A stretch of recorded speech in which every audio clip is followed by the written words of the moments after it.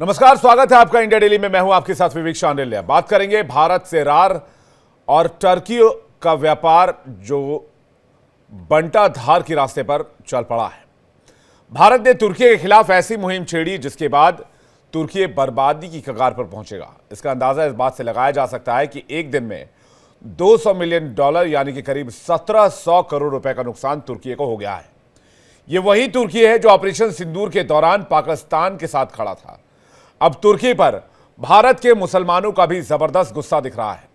देश भर में तुर्की के खिलाफ विरोध प्रदर्शन जारी है, लेकिन अभी तो ये शुरुआत है। एहसान फरामोश तुर्की ने ऑपरेशन सिंदूर के बाद पाकिस्तान का खुलकर साथ देने के बाद अब भारत पाकिस्तान तनाव को सुलझाने के लिए चौधरी बनना चाहता है। तुर्की के इस बयान से ऐसा लगता है कि वो चीन से भी आगे निकलना चाहता है। तुर्की के राष्ट्रपति तैयब एर्दोआन ने कश्मीर के मुद्दे पर मध्यस्थता की पेशकश की है, लेकिन शायद तुर्की ये भूल गया है कि बर्बादी के दलदल में तुर्की पहले से ही धंसा हुआ है। वह अब खुद को बचा ले, ये तुर्की के लिए बड़ी बात होगी, क्योंकि भारत ने पहले ही साफ कर दिया है कि भारत कश्मीर के मुद्दे पर किसी भी देश की मध्यस्थता नहीं चाहता है और ना ही किसी देश का दखल। प्रधानमंत्री मोदी ने भी साफ कर दिया है, वार्ता और आतंकवाद एक साथ नहीं चल सकते। गृह मंत्री अमित शाह ने साफ कर दिया है कि आतंकवाद और व्यापार एक साथ नहीं चल सकते। प्रधानमंत्री ने कहा, पाकिस्तान के साथ बातचीत के लिए सिर्फ 2 मुद्दे बचे हैं, आतंकवाद और पाकिस्तान के कब्जे वाले कश्मीर यानी कि पीओके को वापस करने को लेकर। भारत ने साफ साफ कह दिया है, जम्मू कश्मीर एक द्विपक्षीय मुद्दा है जिस पर किसी तीसरे देश की मध्यस्थता मंजूर नहीं की जाएगी। आज इसी पर चर्चा करेंगे, लेकिन पहले एक रिपोर्ट देखते हैं।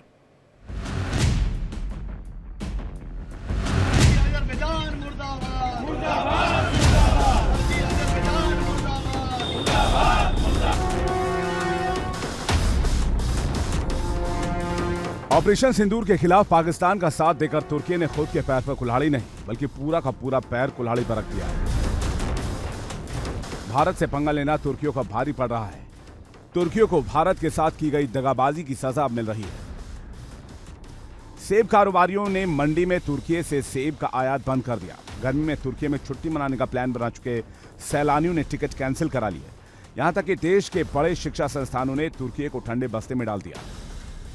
भारत से पंगा लेकर तुर्की की कंपनी सेलेवी एविएशन की हालत खराब हो चुकी है। बता दें, ये कंपनी दिल्ली, मुंबई, बेंगलुरु समेत भारत के 9 एयरपोर्ट पर काम कर रही थी। भारत सरकार ने इस कंपनी की सुरक्षा मंजूरी रद्द कर दी, यानी ये कंपनी अब भारत में काम नहीं कर सकती है। भारत सरकार के इस कदम के बाद कंपनी के शेयर औंधे मुंह गिर गए और कंपनी को एक ही दिन में करीब $200 मिलियन यानी कि 1700 करोड़ रुपए का नुकसान हो चुका है। सेलेबी की कमाई का 1/3 हिस्सा भारत से आता था, जो अब बंद हो चुका है। आज जो आतंकवाद का साथ देगा, जो आतंकवाद को बढ़ावा देगा, वो भारत का हमेशा विरोधी रहेगा, तो भारत उसका विरोध करेगा। क्या है, तुर्की अगर पाकिस्तान को सपोर्ट कर रहा है, हमारी लड़ाई पाकिस्तान से नहीं है, हमारी लड़ाई है आतंकवाद के खिलाफ। नहीं, ऐसे देश का मैं बिल्कुल समर्थन नहीं करूँगा जो पाकिस्तान के साथ देश जुड़े हुए हैं। ऐसे देश को हम लोग नकारते। सही बात है, जो देश पाकिस्तान का आतंकवाद को समर्थन करता है उस देश से अपन रिश्ता तोड़ देना चाहिए। नहीं, इंडिया को बॉयकॉट करना चाहिए, टर्की का, अजरबैजान, दोनों ही देशों का, क्योंकि भारत की धरती पे आतंकवाद अगर फल फूल रहा है तो वो हम लोगों को सही मंजूर नहीं है। तमाम देश जो भारत विरोधी हैं, ऐसे मुल्कों का पुरजोर से उनके सारे सामानों का हमें बहिष्कार करना चाहिए, चाहे वो किसी भी क्षेत्र के सामान हो। पाकिस्तान को समर्थन कर चुके तुर्की अब कश्मीर पर समर्थन की बात कर रहा है। आखिर तुर्की के राष्ट्रपति एर्दोआन क्यों खलीफा बनने की कोशिश कर रहे हैं? तुर्की के राष्ट्रपति तैयब एर्दोगान एक बार फिर कश्मीर को लेकर पाकिस्तान का समर्थन करते हुए मध्यस्थता की इच्छा जता रहे हैं। ये टिप्पणी उन्होंने 17 मई को पाकिस्तान के प्रधानमंत्री शहबाज शरीफ के साथ बातचीत के दौरान थी, जिसमें उन्होंने कहा कि तुर्की दोनों देशों के बीच संतुलन बनाकर मानवाधिकार आधारित समाधान में योगदान देने को तैयार है। वहीं भारत का स्टैंड इस पर बिल्कुल क्लियर है कि कश्मीर देश का आंतरिक मामला है और इसमें किसी तीसरे पक्ष की भूमिका नहीं हो सकती है। यह पहली बार नहीं है जब एर्दोआन ने कश्मीर मुद्दे पर टिप्पणी की है। इससे पहले भी संयुक्त राष्ट्र महासभा में उन्होंने कश्मीर को लेकर बयान दिया था, जिस पर भारत ने विरोध किया था। भारत ने कड़ा रुख अपनाते हुए कहा था कि तुर्की को अपने घरेलू मुद्दों जैसे कुर्दों की स्थिति, मानवाधिकार उल्लंघन और प्रेस की आजादी पर ध्यान देना चाहिए, न कि भारत के आंतरिक मामलों में दखल देना चाहिए। तुर्की की ख्वाहिश मुस्लिम देशों का खलीफा बनने की है। भारत से बिगड़ते रिश्ते देख अब तुर्की अपना ध्यान मुस्लिम देशों का नेता बनने पर लगा रहा है। यही वजह है कि कभी वो कतर की घेरेबंदी पर सऊदी अरब को धमकाता है, तो कभी गाजा पट्टी की घेरेबंदी के दौरान वहां के फिलिस्तीनी लोगों की मदद के लिए जहाज से सहायता भेजता है। कभी वो हाविया सोफिया को मस्जिद बनाकर अपने आप को इस्लामी ताकत बनाने की कोशिश करता है, तो कभी मुसलमानों के मानवाधिकारों के कथित दमन वाले मुद्दों को जोर शोर से उठाता है। ऐसे में साफ जाहिर है कि तुर्की की कोशिश है कि पाकिस्तान के मामलों में दखल देकर वो मुस्लिम देशों का चौधरी बने और अपने नापाक मंसूबों को अंजाम दे। Bureau report, India Daily. बातचीत करने के लिए इस वक्त हमारे साथ air marshal OP Tiwari, retired defence expert हमारे साथ जुड़ रहे हैं। Group captain UK Devnath, retired defence expert हमारे साथ जुड़ रहे हैं।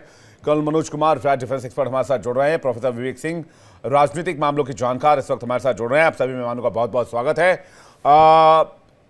चूंकि फॉरेन अफेयर्स के बारे में विवेक जी काफी रिसर्च करते रहते हैं, तो एक बार तुर्की मामले पर उनका एंगल लेते हैं, फिर हम अपने डिफेंस एक्सपर्ट्स का रुख करेंगे। पहला सवाल विवेक जी आपसे, तुर्की के लिए जो कदम भारत ने उठाया या जिस तरह से भारत ने फैसले अभी किए हैं, या भारतीयों का जो इमोशन है जिन्होंने अपने टिकट कैंसिल करवाया है, सेब का व्यापारियों ने इंपोर्ट रोका है, क्या इससे तुर्कियों को कुछ समझ आ रहा है? देखिए नमस्कार। देखिए सबसे इम्पोर्टेंट होता है कि आप इकोनॉमिकली जो है कंट्री को सपोर्ट करते हैं कि नहीं। तो जाहिर सी बात है, भारत एक जो है इमर्जिंग पावर है, दुनिया के चौथा सबसे बड़ा, अगर पीडीपी की बात करें जीडीपी, उसमें हमारी जो है इकोनॉमी है। तो जाहिर सी बात है, बहुत सारे दुनिया के बहुत सारे देश ऐसे हैं जिनका कि हित जो है भारत से जुड़ा हुआ है। तो जाहिर सी बात है, एक जो वेडिंग डेस्टिनेशन जो है वो टर्की है। इसके अलावा हमारे यहाँ पे आप देखें तो जो इंटरनेशनल जो ट्रेड हमारा है वो तुर्की के साथ अच्छा खासा है। तो इसके लिए हमको अगर देखना पड़ेगा कि हम तुर्की के साथ क्या करते थे, क्योंकि दुनिया में ऐसे बहुत कम देश हैं जो कि पाकिस्तान से खुले आम जो है साथ दिए। उसमें से एक कंट्री जो है टर्की था। तो जाहिर सी बात है, देश को समझना चाहिए, और मुझे लगता है देश ने समझा है, और इसके साथ साथ यहाँ के लोगों ने भी समझा है। और जितने आप ट्रैवल एजेंट है, उन्होंने जो है डेस्टिनेशन को कैंसिल किया है। उन्होंने जो उनका ऑफर था उसमें जो है टर्की को नहीं इंक्लूड किया है। साथ ही साथ देश के लोगों ने बहुत सारे कैंसिलेशन किए हैं और लगातार कैंसिलेशन किए जा रहे हैं। तो जाहिर सी बात है, अगर हमको इकोनॉमिक इम्पैक्ट बनाना है और हमको दिखाना है कि हमारी शक्ति क्या है, तो सामरिक रूप से तो इम्पोर्टेंट है, लेकिन आर्थिक रूप से भी बहुत इंपॉर्टेंट होता है। और अगर आप देश को, किसी भी देश को, चाहे पाकिस्तान हो, चाहे टर्की हो, चाहे जो भी देश हो, अगर उसको आपको निस्नाबूद करना है, तो सामरिक के साथ साथ आप उसको जो है आर्थिक रूप से उसको आप जो है हतोत्साहित करिए। और बिल्कुल ठीक जो है भारत वही कर रहा है। ओपी तिवारी सर, आपका क्या रुख है इस मामले पर? देखिए, तुर्की जिस तरीके से तुर्की ने कंडक्ट किया अपने आप को इस ऑपरेशन में, हमारे कश्मीर मुस्लिम भाइयों का कितना नुकसान हुआ, उससे कम से कम जब तक 10 गुना उनको नुकसान ना हो, भारत को रुकना नहीं चाहिए। भारत की तरफ से एक ही कमी रह गई है अभी, हमारे जो बॉलीवुड के सेलिब्रिटीज हैं, जो सबसे ज्यादा शूटिंग के लिए वहां जाते हैं, उनको सामने आना चाहिए। कुछ तो ऐसे भी रहे हैं जो जाके उनके चीफ से, ये जो भी अभी इनके हेड हैं, प्रधानमंत्री, उनसे मिलना चाहते हैं। इस पर इनका एक मैं बैकग्राउंड बताना चाहूंगा। इनकी फैमिली का बैकग्राउंड मुस्लिम ब्रदरहुड से है। तो इनसे उम्मीद तो यही थी, इनकी पार्टी की उम्मीद तो यही थी कि ऐसा ही कंडक्ट करेंगे जो भी नाम है इनका। लेकिन इनको जवाब देना बेहद आवश्यक है, भारत के कुछ लोगों के लिए नहीं बल्कि सब लोगों के लिए। और सबसे ज्यादा मैटर करता है हमारा बॉलीवुड से तुर्कियों को सबसे ज्यादा फायदा होता है। उसको तो बोलना चाहिए। अभी तक पता नहीं शर्म के बारे एक भी सामने नहीं आया। क्यों नहीं आया? मीडिया इतने देर से कह रही है, बट एक भी कोई खान या कोई भी नहीं आया सामने।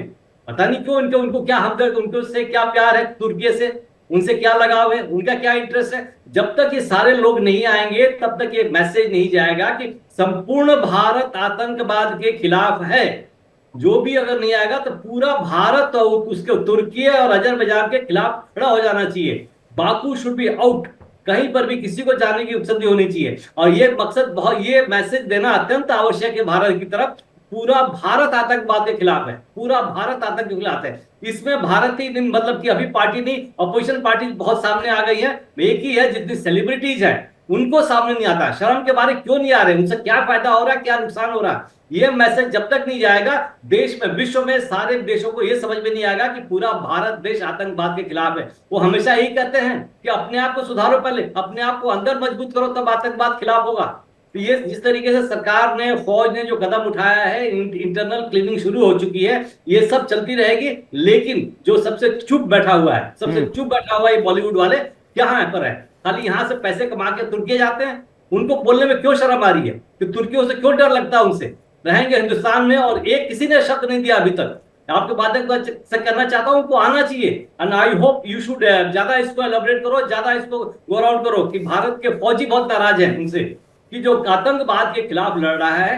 कितनी माताएं हैं जिनके बच्चे वॉर में लड़े हुए, वॉर में लड़ रहे हैं, कितनी बहनें हैं जिनके पति लगे हुए हैं वहां पर, उनको क्या मैसेज दे रहे हैं ये? तुर्कियों को ये चुप रहना मीन्स उनका सपोर्ट, आतंकवाद का सपोर्ट अगर इंडियन बॉलीवुड करता है तो बॉलीवुड को हमें त्याग देना चाहिए, बॉलीवुड को खत्म कर देना चाहिए। किस काम का बॉलीवुड है, किस लिए है वो? नहीं, नेशनल सेंटिमेंट, नेशनल प्राइड के मुद्दे पे तो बहुत फिल्में बनती हैं, उनसे बहुत पैसे अच्छे खासे कमाए जाते हैं, लेकिन जब ऐसे मामलों की बारी आती है तो बहुत खामोशी हो जाती है।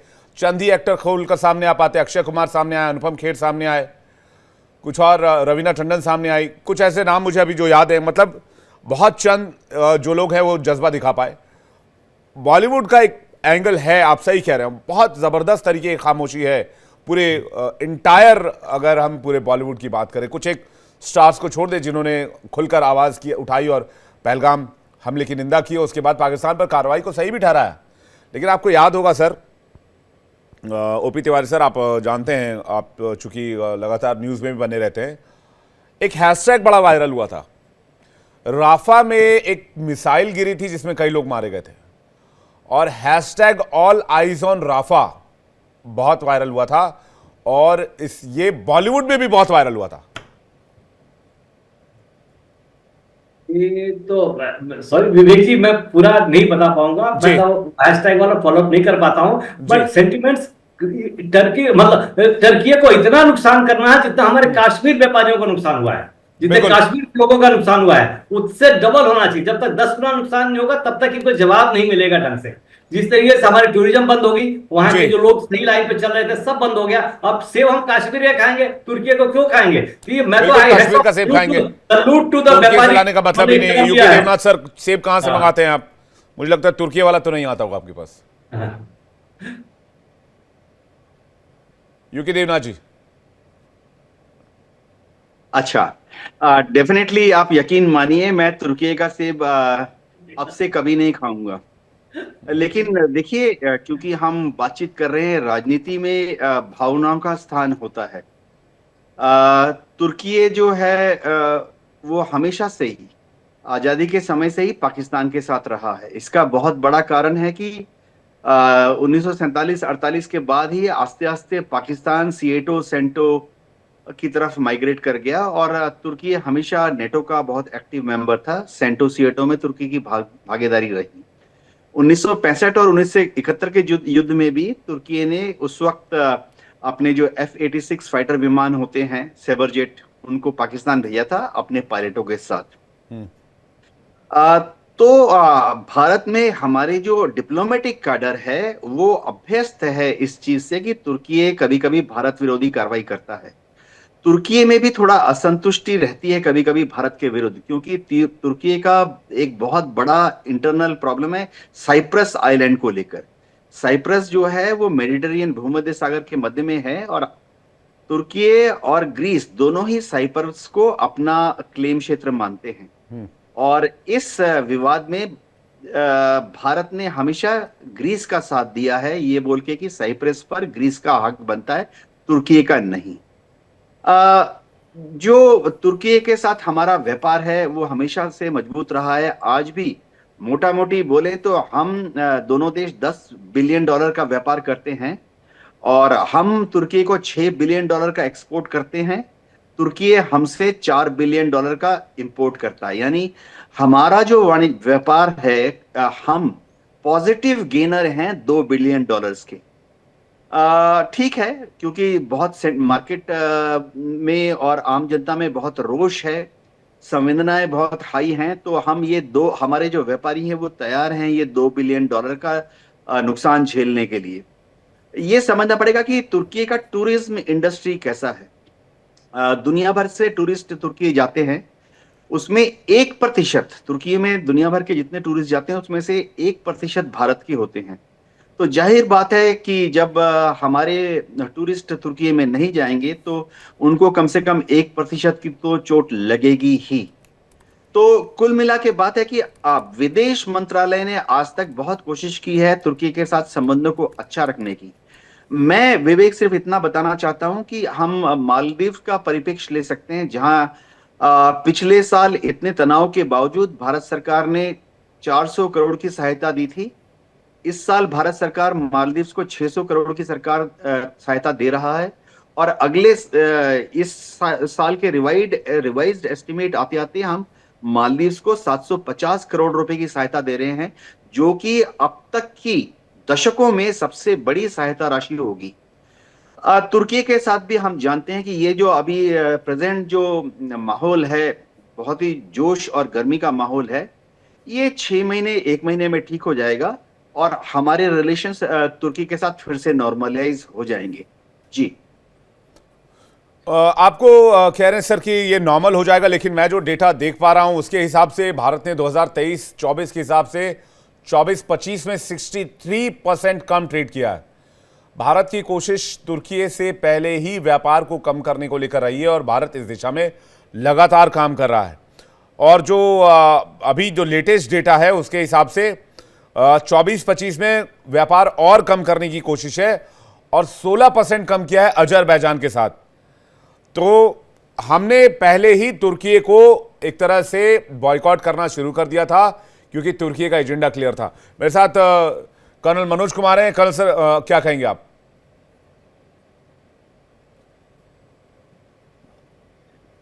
मनोज जी, अगर माइक चेक कीजिएगा प्लीज। हाँ, मेरा मौक़िफ़ है कि ये दूरियां हमारे दोनों देशों के बीच और बढ़ेंगी और हमारी नजदीकियां सऊदी अरेबिया और यूएई के साथ जिस प्रकार से आगे बढ़ रही हैं और उनके साथ दोस्ती गहराएगी।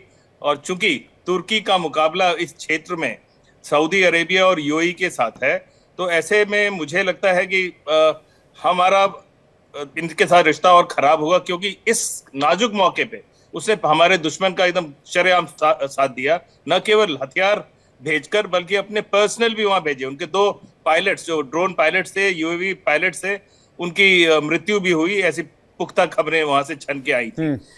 ऐसे में अगर आप देखें तो तुर्की शुरू से ही, जैसे यूके देवनाथ साहब ने बड़े ही अच्छे तरीके से समझाया, हिस्टोरिकल हमारा किस प्रकार से उनके साथ संबंध रहा है। संबंध हमेशा से हमारे उनके साथ रहे, लेकिन कभी हमेशा वो बोलता रहा कि भारत अगर हमारा दोस्त है तो पाकिस्तान हमारा भाई है। ये इस तरह की बातें तुर्की करता रहा है और सभी युद्धों में उसने हमेशा साथ दिया है पाकिस्तान का। कश्मीर के मुद्दे में कई बार उन्होंने यूनाइटेड नेशंस में हमारे खिलाफ वोटिंग की है। और अभी इससे पहले ओजुल जो उनके प्राइम मिनिस्टर थे 79 के दौरान, 79-80s के दौरान, तो वो थे जिन्होंने कुछ कोशिश की थी कि इस रिश्ते को पटरी पे लाया जाए। लेकिन जब से एर्दोआन आए हैं, प्राइम मिनिस्टर बने 2003 में और उसके बाद प्रेसिडेंट बने 2014 में, उसके बाद से ये और इस्लामिक तंत्र की तरफ, कट्टरवाद की तरफ मूव कर रहे हैं। इनको अपना वहां पर अपनी राजनीति के मामले में इनको लगता है कि जब तक हमारे वहां के गांव के लोग, शहरों के लोग तो इनके खिलाफ हैं, लेकिन गांव के लोगों को एकजुट करने के लिए ये इस तरह की राजनीति अपने देश में करते रहे हैं, जिसमें इस्लाम का बहुत बड़ा योगदान रहा है। दूसरी बात है, वहां पे कुर्द लड़ाकों के खिलाफ काफी इन्होंने बर्बरताएं हमेशा से जाहिर की है तुर्की ने, जिसके खिलाफ विश्व ने कई बार बड़े बड़े मंचों पर इनके ह्यूमन राइट्स के खिलाफ भी काफी आवाज उठाई थी।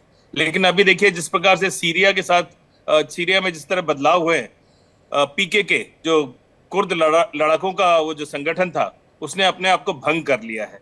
ऐसे में अभी ऐसा प्रतीत होता है कि एर्दोआन हर जगह लड़ाइयां जीत रहे हैं अपने देश के अंदर। तो ऐसे में उनका मिजाज अभी अपबीट है, लेकिन भारत को हमेशा उनसे सतर्क रहने की आवश्यकता है और हमें एक ऑल्टरनेट ढूंढना पड़ेगा अपने व्यापार के लिए, और भी उस इलाके में रिश्ते को मजबूत करने के लिए कुछ और देशों का चुनाव करना होगा।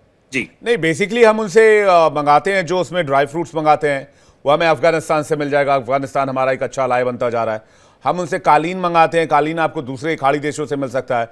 हम उनसे चेरी मंगाते हैं, वो भी हमें मिल सकता है। सेब मंगाते हैं, हमारे देश में हम कश्मीर से हासिल कर सकते हैं और दूसरे स्टेट्स में, और उत्तराखंड और हिमाचल में भी सेब की प्रचुर मात्रा में खेती होती है। और उनसे क्या मंगाते हैं? और कुछ नहीं मंगाते। चीनी मिट्टी का सामान मंगाते हैं, चीनी मिट्टी सामान हम खुद बनाते हैं। हमारे से बेहतर बनाएगा कोई देश चीनी मिट्टी का सामान? तो हम उनसे जो मंगाते हैं वो ऑलरेडी हमारे पास है। ऐसा कोई वो हमें नासा की टेक्नोलॉजी नहीं बेच रहा कि हम उसके बगैर अपने जो बेसिक नीड्स है वो पूरा ना कर पाए। देखिए हम देखिए उससे जब बहुत देश बेसिक की चीजें लेते हैं जी। देश की सुरक्षा की जब बात आती है ना, तो ट्रेड तो बिल्कुल पीछे रह जाता है। ट्रेड की तो हमें बात करने की आवश्यकता ही नहीं है, हमें उनसे लेकिन सतर्क रहने की आवश्यकता है। जो हमने देखा है हिस्टोरिकली जिस प्रकार से उनका स्टांस रहा है, और हाल तक भी जो उनके बयान रहे हैं, अभी भी कल परसों भी उनके जो बयान आए हैं, तो हमें जाहिर तौर पे उनसे दूरियां बनानी चाहिए और हमें ऑल्टरनेट पावर सेंटर उसी इलाके में ढूंढना चाहिए। और दूसरे मित्र हमारे पास हैं, बहुत सारे मित्र हैं हमारे। हमारा आर्मीनिया मित्र है, हमारा इवन ग्रीस बहुत बड़ा हमारा सपोर्टर है उस इलाके में। तो ऐसे हमें कुछ ऑल्टरनेट ढूंढना पड़ेगा और तुर्की को बिल्कुल अलग थलग कर देना होगा जी। विवेक जी, आपका रिएक्शन चाहेंगे? देखिए विवेक जी, मैं सुन रहा था सबकी बात। देखिए अगर हम बोल रहे हैं तो ये लगभग 1.4 ट्रिलियन डॉलर की इकोनॉमी जो है टर्की है। तो लेकिन हमको एक बार देखना पड़ेगा कि लगातार, आपने बिल्कुल ठीक कहा कि हमारा जो इंटरनेशनल ट्रेड है वो लगभग 5-6-7 बिलियन डॉलर का एक समय पे था, लेकिन लगातार हमारा जो इंटरनेशनल ट्रेड जो है वो लगातार कम हो रहा है, जो कि अच्छी बात है। लेकिन आपको देखना पड़ेगा कि क्योंकि आपने जिस जो जिक्र किया है उसमें जो है 3-4 आय के स्रोत हैं तुर्की को, जो कि हमसे मिल रहे हैं। एक तो बॉलीवुड जो शूटिंग वगैरह होते हैं, दूसरा वेडिंग का है, तीसरा जो है ड्राई फ्रूट्स ब्लैंकेट वगैरह जो है हम इम्पोर्ट करते हैं। देखिए हमको एक बात, मैं अपने पास एक आग्रह कहना चाहूंगा, क्योंकि इससे जो है आप जो है अपने उसके खिलाफ जो है आप एक्शन ले सकते हैं, और जाहिर सी बात है इकोनॉमिक एक्शन बहुत गंभीर होता है। देखिए जो लेटेस्ट जो फिगर है उसके अकॉर्डिंग जो है, अगर कोई टूरिस्ट वहां जाएगा, खास करके इंडियन टूरिस्ट जाएगा, तो वहां खाना खाएगा, घूमेगा, होटल में रहेगा, ये सब, और यहाँ से जाएगा, तो जाहिर सी बात है अगर पिछले हम आंकड़े को देखें तो 3 लाख टूरिस्ट जो है भारत के वो जो है उस कंट्री में गए थे। और इसका मतलब अगर मैं 1 लाख ही पकड़ता हूँ तो लगभग 3000 करोड़ होता है। और एक ऐसा कंट्री जो कि अभी उभर रहा है, जो कि थोड़ा इकोनॉमिक जो है उसके बूस्ट कर रही है, तो 3000 करोड़ हम एक ही जगह से उसको चोट कर सकते हैं। अगर हम अपने टूरिज्म के और बहुत सारे देश हैं वहां पे जा सकते हैं। और जाहिर सी बात है हमारे देश के लोग बहुत जो है स्वाभिमानी हैं और अपने देश के प्रति उनका लगाव ज्यादा है, तो बहुत सारे लोग नहीं जाएंगे। तो 3 लाख लोग गए थे, उसमें से अगर 3 लाख लोग नहीं जाएंगे तो लगभग 3000 करोड़ का जो है नुकसान तुर्की को ऐसे हमारे टूरिज्म से ही हो जाएगा। तो जाहिर सी बात है इकोनॉमिक जो एक्टिविटी होती है बहुत उसका इंपॉर्टेंस है। केवल वॉर जो है एक जो इकोनॉमिक फ्रंट पे भी लड़ा जाता है, और बिल्कुल ठीक हो रहा है कि लगातार हमारा ट्रेड जो है प्रगति के साथ कम हो रहा है, और अभी इसका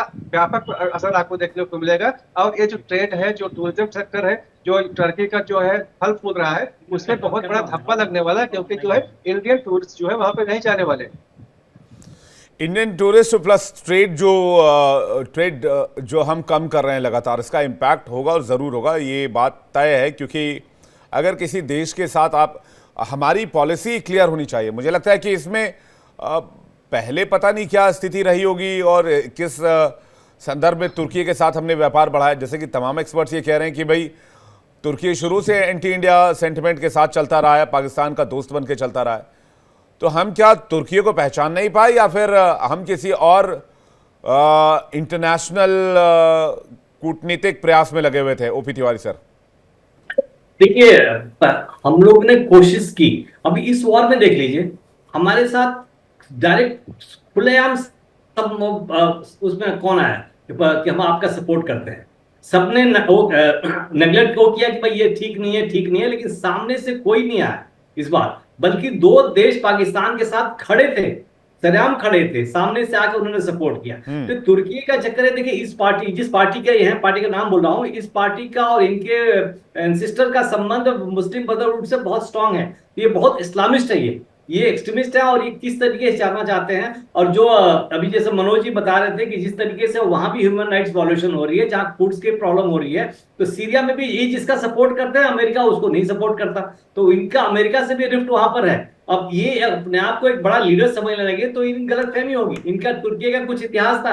भारत का जो सामान इनके पास जाता है एक्सपोर्ट्स में, भारत का सामान, और भारत अफ्रीका में बिक जाएगा, भारत को मार्केट ढूंढने की जरूरत नहीं पड़ेगी।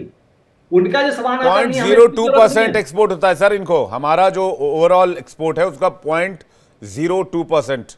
हाँ, और वो जो हमारे से सामान खरीदते हैं, यूरोप से खरीदे जाएंगे, बहुत महंगा पड़ेगा वो, जबकि हम उनसे नहीं लेना, हमारा कोई नुकसान नहीं होगा। ये इस तरीके से सड़क पर आएंगे जिस तरीके लोगों ने इनिशिएटिव लिया। सरकार तो बिकॉज ऑफ इंटरनेशनल कई चक्कर में वो वचनबद्ध होती है, इस तरीके स्टेटमेंट नहीं दे सकती, लेकिन जिस तरीके से इंडियन सिटीजन लोग आए हैं समझ में, इनके सपोर्ट में, ये बहुत महत्वपूर्ण है।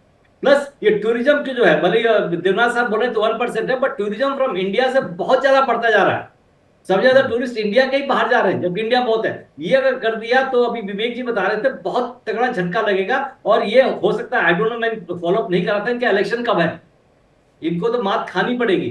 कुछ ह्यूमन राइट्स वायोलेशन भी हो रहे हैं वहां पर, लोग खड़े हो रहे हैं। भारत कोशिश करता था, लेकिन भारत की अलग पहले वाली जो पॉलिटिकल विल थी, वो चाहते थे सबसे हम दोस्ती कर ले, लेकिन हमेशा ही नकारा जाता था, कभी भी कोई नहीं आया। जितने भी ट्रेन सटाए दोस्तों और दुश्मनों के बीच तो फर्क बहुत जरूरी है ना। यूके देवनाथ सर का एक रिएक्शन चाहिए। UK Debnath sir. विवेक, अंतरराष्ट्रीय रिलेशनशिप में आप जब कुछ कार्रवाई करते हैं तो आप कुछ उम्मीद के साथ, एक ध्येय होता है, लक्ष्य होता है। अगर मैं तुर्की में अपने टूरिस्ट को भेजना बंद कर दूंगा, 3 लाख भारतीय टूरिस्ट नहीं जाएंगे, तो इससे क्या तुर्की डर कर हमारा दोस्त बन जाएगा?